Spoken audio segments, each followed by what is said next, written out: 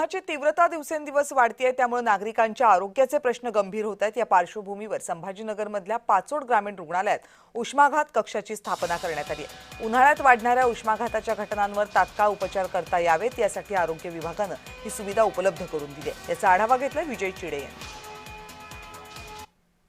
सध्या जर बघितलं तर संपूर्ण उन्हाचा कडाका जो आहे तो वाढल्याचा पाहायला मिळत आहे आणि त्याचा विपरीत परिणाम जो आहे तो आता आरोग्य जीवनावरती देखील होत असल्याचा पाहायला मिळत आहे। त्यामुळे आता पाचोडच्या ग्रामीण रुग्णालयामध्ये उष्माघात कक्ष जे आहे ते स्थापन करण्यात आलेले या ठिकाणी आपण बघू शकतो।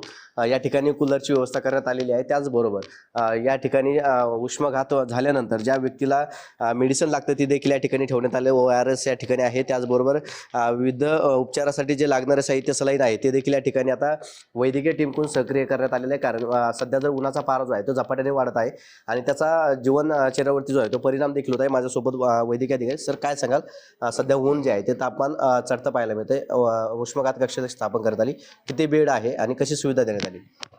आपण जाणताच आहे, सध्या मार्च महिना सुरू झालेला आहे आणि उष्माघात होण्याची शक्यता जास्त आहे। तर आपण आपल्या ग्रामीण रुग्णालय पाचोड येथे आपण जवळपास 3 बेड हे रिझर्व केले आहेत उष्माघातासाठी आणि त्याची आपण संपूर्ण तयारी केली आहे। त्याच्यासाठी आपण सगळे त्या उष्माघाताची ट्रीटमेंट जी लागणार आहे आपल्या ती ORS पावडर असतील किंवा IV फ्लुइड्स असतील, पाणी असेल किंवा कूलर असेल थंड ठेवण्यासाठी, ही सगळी आपण व्यवस्था केली आहे आणि 3 बेड आपण इथे रिझर्व केले आहेत ग्रामीण रुग्णालय पाचोड येथे। नेमकी कोणते लक्षणे हे उष्माघात असल्यावरती नागरिकांनी ओळखावे? उष्माघाताचे जे मेन लक्षण आहेत ते पहिले म्हणजे डोकेदुखी असते, त्याच्यामध्ये तुम्हाला उलटी पण होऊ शकते, चक्कर येणे, मळमळ होणे आणि चक्कर येऊन पडू शकतात तुम्ही।